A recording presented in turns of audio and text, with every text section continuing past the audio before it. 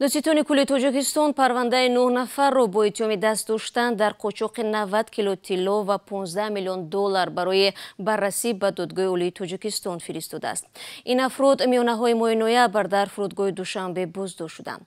همکارم میرزانبی خالقزاد موضوع را پیگیری کرده است و حالا با ما در استودیو است. درود بر شما. خوب، این افرادی که بازداشت شدند کیها هستند و چه نقشی در قاچاق طلا و پول دارند؟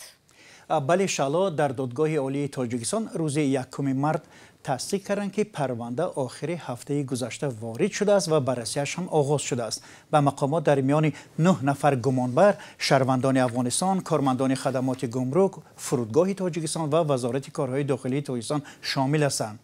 آنها به گفته همصحبتان رادیو آزادی صلاحیت‌های خود را درست اجرا نکردند و در قاچاق دست داشتند.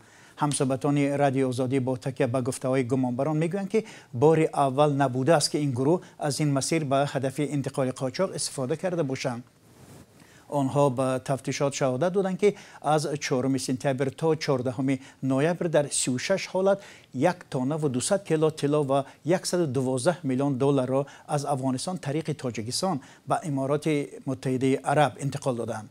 همصحبتان رادیو آزادی گفتند که این گروه از جانب کارمندان دادستانی کلی تاجیکستان بازداشت شدند. هرچند آنها نسبت به قاچاق 1200 کیلو طلا و 112 میلیون دلار نشانداد دادند، ولی مقامات میگویند پرونده از روی دلیل 90 کیلو طلا و 15 میلیون دلار بررسی می شود که تمام دلیل‌هایش روی دست بوده است.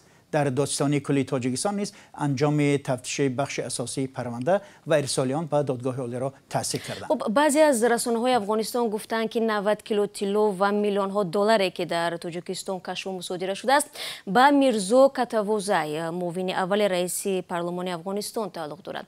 مقامات تاجیک به صاحب این دارایی‌ها عالی اشاره کردند یا نه؟ ببینید، مقامات تاجیک از رهبری به گفته آنها شبکه قاچاق پول و طلا نام نبردند و گفتند که در این زمینه با مقامات افغانستان همکاری دارند، اما ربط داشتن اموال مصادره شده به میرزا کتوازی را هیچ مقام تاجیک رد هم نکرد و تصدیق هم نکرده است.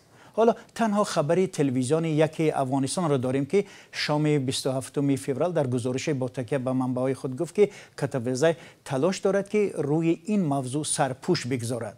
حالا اینکه مقامدار افغان با گروهی از همکاران خود در تاجیکستان قرار دارد و همکاران ما امکان یافتند که با او صحبت کنند و میرزا کتوازی معاون رئیس پارلمان افغانستان در واکنش به این ادعای رسانه‌های کشورش گفت که کلی خبرها در این باره که چنین کار را به من مربوط می‌دانند دروغ است، اما روشن نگفت که چرا محض نام او در این قضیه گره خورده است. فهمم. تشکر برای صحبت.